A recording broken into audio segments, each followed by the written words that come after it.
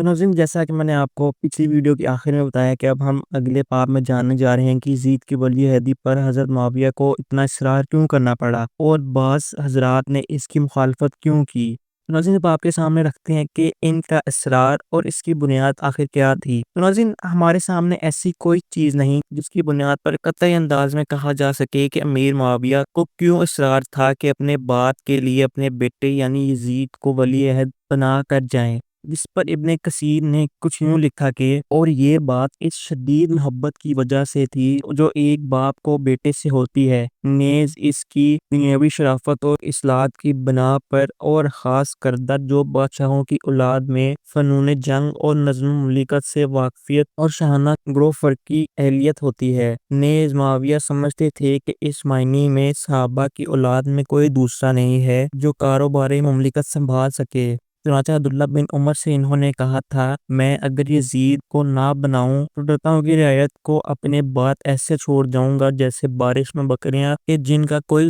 چرواہا نہ ہو۔ اور اسی پہ ناظرین، ابن کثیر نے امیر معاویہ کی وہ گفتگو بھی نقل کی ہے جو انہوں نے حضرت عثمان کے بیٹے یعنی سعید بن عثمان رضی اللہ عنہ سے اس معاملے میں کی تھی، اور انہوں نے کچھ یوں لکھا ہے کہ سعید نے یزید کے مقابلے میں اپنا استحاد جتایا تھا جس پر امیر معاویہ نے وہ بات کہی تھی، مگر طبری اور ابن اسیر کے مطابق اصل بات یہ تھی کہ اس زمانے میں جبکہ یزید کی ولی عہدی کا قصہ چھڑا ہوا تھا، سعید آئے اور خواہش کی کہ انہیں خراساں کی ولیت دے دی جائے، اس پر امیر معاویہ نے معذرت کی کہ وہ علاقہ تو ابن زیاد کی تحویل میں ہے۔ تو انہوں نے کہا کہ آج تم مجھے اس طرح کا جواب دے کر ٹال رہے ہو جبکہ اپنے بیٹے کے لیے تم خلافت کا بندوبست کر رہے ہو، حالانکہ میں کیا اپنی ذات سے اور کیا اپنے ماں باپ سے ہر لحاظ سے یزید پر فائق ہوں۔ تو جس پر حضرت امیر معاویہ کا جو جواب نقل کیا گیا ہے وہ ابن کثیر نے کچھ یوں بیان کیا ہے کہ بے شک تمہارے والد کے احسانات ناقابل انکار ہیں، اور تمہارے باپ بے شک یزید کے باپ سے بڑھ کر بھی تھے،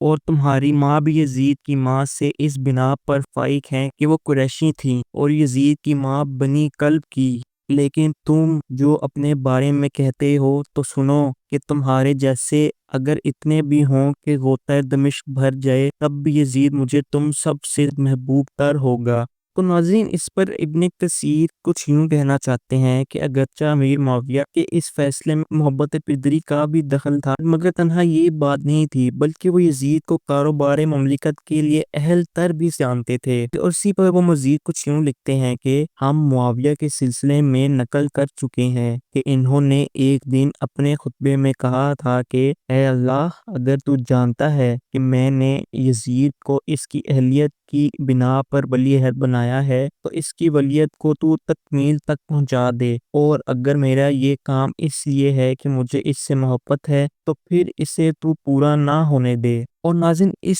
دعا کے پیش نظر جو منبر پر اور مجمع میں کی گئی، بعض حضرات کا کہنا یہ تھا کہ اس کے بعد اس بدگمانی کی گنجائش نہیں رہتی تھی کہ یزید کی ولی عہدی پر بنائے محبت تھی نہ کہ بر بنائے اہلیت۔ اور ناظرین، واقعی یہ ہے کہ اس دعا کے ثبوت میں اگر کوئی کلام نہ ہو تو پھر بدگمانی واقعی بڑے دل گردے کا کام ہے۔ اور مزید ابن کثیر کچھ یوں بیان کرتے ہیں کہ حضرت امیر معاویہ کو یزید کی ولی عہدی پر اصرار اس لیے نہیں تھا کہ وہ ان کا بیٹا ہے، بلکہ اصرار اس لیے تھا کہ وہ اسے کار خلافت کے لیے موزوں تر جانتے تھے۔ اور ناظرین، ہم یہ دو موقعوں پر دیکھ بھی چکے ہیں کہ حضرت معاویہ نے ایک تو فوت کی طبلی میں اور دوسرے اہل مدینہ سے خطاب میں صاف طور پر یزید کی اہلیت اور فضیلت کا حوالہ دیا ہے، جس کو بالکل نظر انداز کرنا تو بہرحال مناسب نہیں ہوگا۔ اور اسی پر ابن خلدون جو کہ ایک مشہور شخصیت گزرے ہیں، انہوں نے اس مسئلہ ولی عہدی پر بہت سا کلام کیا ہے، تو ہم ناظرین اس کو بھی دیکھتے ہیں کہ انہوں نے آخر کیا کہا۔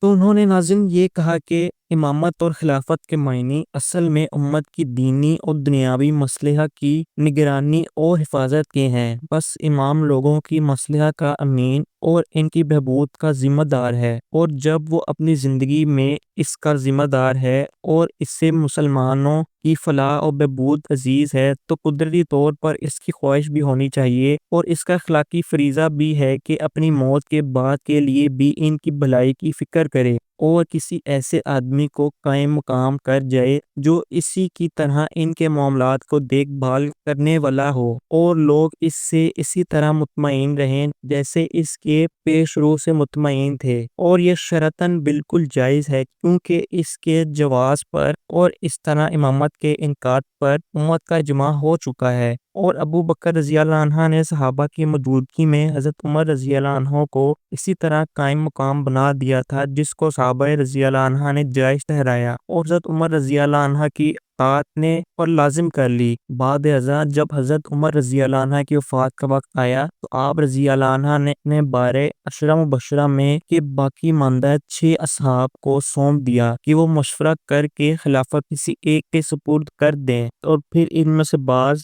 پر فیصلہ چھوڑتے چلے گئے، یہاں تک کہ عبد الرحمن بن عوف رضی اللہ عنہ کو اختیار کلی دے دیا گیا۔ بس انہوں نے بہتر سے بہتر کوشش کی اور عام مسلمانوں کے خیالات کا جائز لیا تو عثمان رضی اللہ عنہ اور علی رضی اللہ عنہ پر سب کو متفق پایا، اور جب ان دونوں میں سے ایک کا انتخاب کرنا تھا تو انہوں نے حضرت عثمان رضی اللہ عنہ کی بیعت کو ترجیح دی، کیونکہ وہ نہایت سختی کے ساتھ ابو بکر صدیق رضی اللہ عنہ اور حضرت عمر رضی اللہ عنہ کی اطاعت پسند کرتے تھے، اور اس بات میں وہ حضرت عبد الرحمن رضی اللہ عنہ کے خم خیال تھے کہ ہر ایک موقع پر اپنی رائے کے بجائے یقین رضی اللہ عنہ کی اقتدار کرنی چاہیے۔ چنانچہ انہوں نے حضرت عثمان رضی اللہ عنہ کی خلافت منعقد کی اور سب نے ان کی اطاعت اپنے اوپر لازم کر لی۔ اور ناظرین، ان دونوں موقعوں پر صحابہ کرام کی کافی تعداد موجود تھی، مگر کسی ایک نے بھی اس بات پر انکار اور اعتراض نہیں کیا۔ ناظرین، پھر اسی سے ہی ہمیں ثابت ہوا کہ تمام صحابہ کرام ولی عہدی کے جواز پر متفق تھے،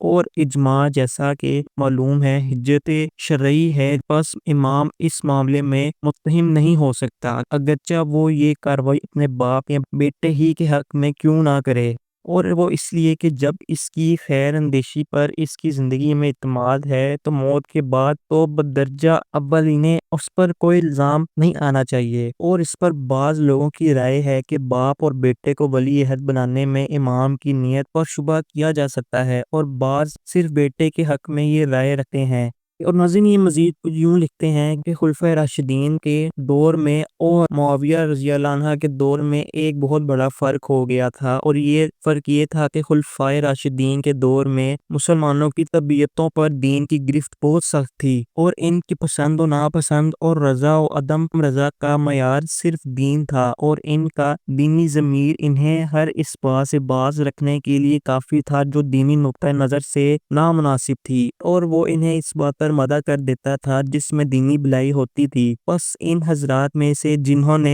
اپنے بعد کے لیے خلیفہ کے طور پر کسی کو منتخب کیا تو ایسے کو منتخب کیا جو دینی نقطہ نظر سے منتخب ہونا چاہیے تھا، اس کے علاوہ اور کوئی وجہ ترجیح ان کے ہاں نہیں پائی جاتی تھی، اور وہ بس یہی کچھ دیکھتے تھے اور وہ اپنا بار امامت کسی کو سونپ دیتے اور پھر اس شخص کو اس کے دینی ضمیر کے سپرد کر دیتے۔ لیکن ناظرین، ان کے بعد حالت یہ نہ رہی، بلکہ معاویہ کا دور جب سے شروع ہوا تو جو تدریجی طور پر آ رہے تھے اس وقت اچھی طرح ظاہر ہو گئے تھے۔ تو ان میں سے ایک تو عصبیت جو دین کی تقاضوں میں دب گئی تھی اور اس دباؤ سے نکل کر اپنی طبی انتہا پر پہنچ گئی تھی، اور دوسرے دینی ضمیر کی روک ٹوک کمزور پڑ گئی، لہٰذا اب شخصی حکومت اور عصبیت کا سہارا لینا ضروری ہو گیا کہ یہ سارا اقتدار ایک ایسے فرد واحد کے ہاتھ میں دے دیا جائے جس کو وقت کی سب سے بڑی عصبی طاقت کی پشت پناہی حاصل ہو۔ اور ناظرین، اگر حضرت معاویہ کسی ایسے شخص کو اپنا جانشین بنا جاتے جس کو بنو امیہ کی عصبیت نہ چاہتی ہوتی تو ان کی یہ کارروائی یقیناً الٹ دی جاتی اور نظم خلافت درہم برہم ہو جاتا۔ ناظرین، اب آتے ہیں کہ اہل اختلاف کی بنیاد آخر کیا تھی کہ وہ اس کی ولی عہدی پر راضی نہیں تھے۔ تو ناظرین، یزید کی ولی عہدی سے جن حضرات نے نمایاں اختلاف کیا اور جن حضرات کا اس کے ساتھ آخر تک اختلاف جاری رہا، یعنی ان میں حضرت عبداللہ بن عمر رضی اللہ عنہ، عبداللہ بن زبیر رضی اللہ عنہ، عبد الرحمن بن ابی بکر رضی اللہ عنہ اور حضرت حسین بن علی رضی اللہ عنہ تھے، کہ ان کے اس کے ساتھ اختلاف کے سلسلے میں یہ بات مشہور ہو گئی کہ یزید ایک فاسق و فاجر انسان تھا، اس لیے ان حضرات کو یہ بات قبول نہیں تھی کہ اسے اسلامی خلافت جیسا مقدس اور محترم منصب دیا جائے۔ لیکن ناظرین واقعی یہ ہے کہ جو حضرات حضرت معاویہ کی زندگی میں سرگرم اختلاف فرما رہے تھے، ان کی زبان سے ہمیں کوئی لفظ ایسا نہیں ملتا جس سے اس شہرت عام کی تصدیق ہو سکتی ہو۔ اور ناظرین ان حضرات کا صرف ایک اختلاف یہ آتا ہے، اور وہ اختلاف یہ تھا کہ وہ کہتے تھے کہ اسلام میں کیفیت و کثیت کی بنیاد ڈالی جا رہی ہے کہ باپ مرے تو بیٹا حکومت سنبھال لے، اور خلفائے راشدین کے انتخاب کے طرز سے اس کی تائید نہیں ہوتی تھی۔ اور ناظرین بات صرف اتنی ہی تھی کہ باپ کی طرف سے بیٹے کی ولی عہدی ان حضرات کے نزدیک اسلامی اصول خلافت کی روح سے صحیح نہیں تھی یا مصلحتاً نہیں تھی۔ مزید برآں ناظرین اس پر اگر کچھ کہا جا سکتا ہے تو وہ یہ ہے کہ یہ سب حضرات وہ تھے جو دراصل حضرت معاویہ ہی کو اس منصب کا اہل نہیں سمجھتے تھے، اور حالات کی پیدا کردہ ایک مجبوری کے طور پر انہیں گوارا کرتے رہے تھے۔ اور ناظرین حضرت عبداللہ بن عمر رضی اللہ عنہ کا اپنا بیان بخاری شریف کی اس روایت میں موجود ہے، اور ناظرین اس روایت کے مطابق حضرت عبداللہ بن عمر نے حضرت علی اور حضرت معاویہ کے درمیان تحکیم کے موقع پر حکمین کے اجلاس میں اپنے جانے کا قصہ بیان کرتے ہوئے فرمایا تھا کہ اور جب لوگ منتشر ہو گئے، یعنی تحکیم کا قصہ ختم ہو گیا اور خاص طور سے حضرت علی رضی اللہ عنہ کے لوگ چلے گئے، تو معاویہ رضی اللہ عنہ نے خطاب کیا اور کہا کہ اگر کسی کو اس معاملہ خلافت میں دعویٰ ہو تو اپنا دعویٰ سامنے لائے، ہم ہر دیدار سے اور اس کے باپ سے زیادہ حقدار نکلیں گے۔ اس پر ابن عمر رضی اللہ عنہ کا یہ بیان تھا کہ ہم ہر انداز سے اس کے باپ سے بھی زیادہ حقدار نکلیں گے۔ اور ابن عمر کا یہ بیان سن کر حضرت معاویہ کے ایک طرفدار یعنی حبیب بن مسلمہ رضی اللہ عنہ بولے، تم نے کچھ جواب نہ دیا؟ جس پر میں نے کہا، ہاں میں نے اپنی نشست بدلی تھی اور چاہا تھا کہ کہوں تم سے زیادہ حقدار وہ ہے جس نے تم سے اور تمہارے باپ سے اسلام کے لیے جنگ کی، لیکن مجھے فوراً خیال ہوا کہ یہ بات اس وقت اجتماعیت میں تفرقہ ڈال سکتی ہے، خون ریزی کی آگ بھڑکا سکتی ہے، اور خود میرے بارے میں غلط فہمی پھیلا سکتی ہے۔ اور اس کے بعد میں نے اللہ کے وہ انعام و اکرام یاد کیے جن کا ایسی باتوں سے گریز جنت میں دیے جانے کا وعدہ ہے۔ اسی واقعے کی ایک اور دوسری روایت ہمیں کچھ یوں ملتی ہے جس میں حضرت عبداللہ بن عمر رضی اللہ عنہ کے یہ الفاظ پائے جاتے ہیں کہ یہ پہلا دن تھا کہ میرے دل میں دنیا طلبی کی بات آئی، یعنی حکومت کے حق کا دعویٰ پیدا ہوا۔ اور ناظرین ان کے علاوہ حضرت حسین رضی اللہ عنہ جیسے خیالات حضرت معاویہ کے بارے میں رکھتے تھے، وہ تو کوئی ڈھکی چھپی بات ہی نہیں تھی، اور ان سب کا میں آپ سے ذکر پہلے کر چکا ہوں۔ ناظرین بہرحال یہ بات کوئی راز نہیں ہے کہ ان حضرات نے اگرچہ حضرت معاویہ سے بیعت کر لی تھی مگر ایک مجبوری کے درجے میں کی تھی، اور انہوں نے وہ بیعت پوری طرح اہل سمجھ کر نہیں کی تھی، اور اس کی بنیادی وجہ وہی تھی جس کا اظہار حضرت ابن عمر رضی اللہ عنہ نے بیان کیا تھا۔ تو ناظرین اس میں دوسری گنجائش کیا ہی ہو سکتی ہے کہ وہ اپنے اور اپنے جیسوں کی موجودگی میں یزید کو خلیفہ اسلام ماننے کے لیے کیسے تیار ہو جاتے، اور لہٰذا علاوہ ان حضرات کے اس سری موقف یہ کہ باپ کی طرف سے بیٹے کی نامزدگی ایک غیر اسلامی طریقہ ہے۔ اور ناظرین یہ بات بھی تقریباً یقینی ہے کہ وہ یزید کو اس بنا پر بھی منصب خلافت کے لیے ناقابل قبول سمجھتے تھے کہ وہ اپنے والد معاویہ سے بھی قطعی طور پر مفضول تر تھے۔ تو ناظرین جہاں پر اتنا یزید کا تبصرہ کیا، اب اس کا ایک خطبہ ہمارے سامنے آتا ہے جب حضرت معاویہ کی وفات ہوئی۔ تو ناظرین حضرت معاویہ کی وفات کے وقت تک یزید کے مزاج و کردار کا ایک اچھا آئینہ ہمارے خیال میں ان کا وہ مختصر سا خطبہ ہے جو اہل تاریخ کے بیان کے مطابق انہوں نے اپنے والد یعنی حضرت معاویہ کی وفات کے بعد دیا تھا۔ اور ناظرین اس کو ابن کثیر کچھ یوں لکھتے ہیں کہ معاویہ کا انتقال ہوا تو یزید اس وقت اس شہر میں نہیں تھے، تو جب کوتوال نے شہر میں اطلاع دی تو وہ تب آئے، اور ضحاک رضی اللہ عنہ نے شہر سے باہر ان کا استقبال کیا، تو یزید نے وہاں سے اندرون شہر میں جانے کی بجائے قبرستان کا رخ کیا اور والد کی قبر پر نماز جنازہ ادا کی، اور یہاں سے فارغ ہو کر شہر میں آئے اور حکم دیا کہ داخلی کرائی جائے، اور پھر اپنی قامت گاہ حجرہ میں داخل ہو کر غسل کیا اور لباس بدلا، پھر باہر آئے اور بحیثیت امیر المومنین لوگوں سے پہلا خطاب کرتے ہوئے حمد و ثنا کے بعد کہا، لوگو معاویہ اللہ کے بندوں میں سے ایک بندے تھے۔ اللہ نے ان کو اپنی نعمتوں سے نوازا اور پھر اپنے حضور میں بلا لیا۔ وہ اپنے بعد والوں سے بہتر تھے، لیکن یہ میں اللہ کے سامنے انکار تزکیہ کرنے کے لیے نہیں کہہ رہا، بلکہ اس لیے کہہ رہا ہوں کہ میں ان کو زیادہ بہتر جانتا ہوں، اور اگر ان سے درگزر فرماؤں تو یہ ان کی رحمت سے ہوگا۔ اور وہ اس لیے نہیں کہہ رہا بلکہ اس لیے کہہ رہا ہوں کہ اللہ ان کو زیادہ بہتر جانتے ہیں، اور اگر ان سے درگزر فرمائے تو ان کی رحمت سے ہوگا، اور اگر گرفت فرمائے تو یہ ان کے گناہوں کی وجہ سے ہوگا۔ اور آپ جانتے ہیں کہ ان کے بعد خلافت کی ذمہ داری مجھ پر ڈال دی گئی تھی۔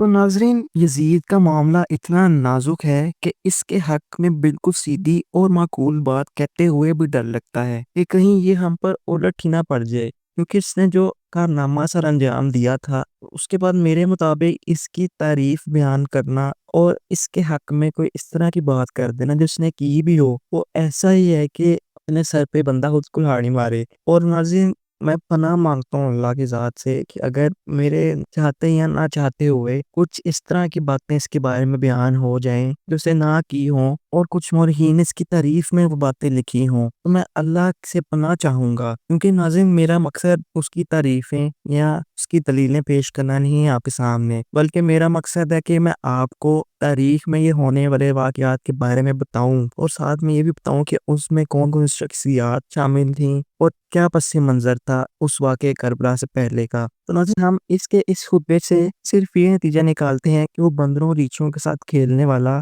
شراب و کباب میں غرق، لہو و لب میں مست اور زنا و قمار کا رسیہ انسان نہیں نظر آتا جیسا کہ بتایا جاتا ہے۔ تو ناظرین، رہا یہ کہ وہ کوئی بڑا متقی و پرہیزگار ہو، اس خطبے سے ہم یہ اندازہ نہیں لگا سکتے، لیکن ناظرین وہ جس نسل اور جس طبقے سے تعلق رکھتا تھا، اس کے بارے میں قرین اول کی نسل اور صحابہ کرام کے طبقے والے اتقاء اور پرہیزگاری کی توقع تو بہرحال مشکل ہی سے کی جا سکتی ہے۔ اور اسی پر ابن کثیر نے کچھ یوں لکھا تھا کہ یزید میں بعض بڑی عمدہ خصلتیں تھیں، مثلا علم و کرم، شعر و فصاحت، شجاعت اور اموار سلطنت میں حسن رائے، اسی کے ساتھ اس میں خواہشات نفس کی طرف ایک گونا میلان اور بعض اوقات ترک صلوات کا عیب بھی تھا، اور نمازوں کے بارے میں بے اہتمامی اس سے عموماً صادر ہوتی تھی۔ تو ناظرین، جو میں نے آپ کو ابھی روایت پیش کی، اس روایت کی آخری دو باتوں کے سوا اور جو کمزوریاں بیان کی گئی ہیں وہ ہمارے نزدیک بالکل بعید نہیں،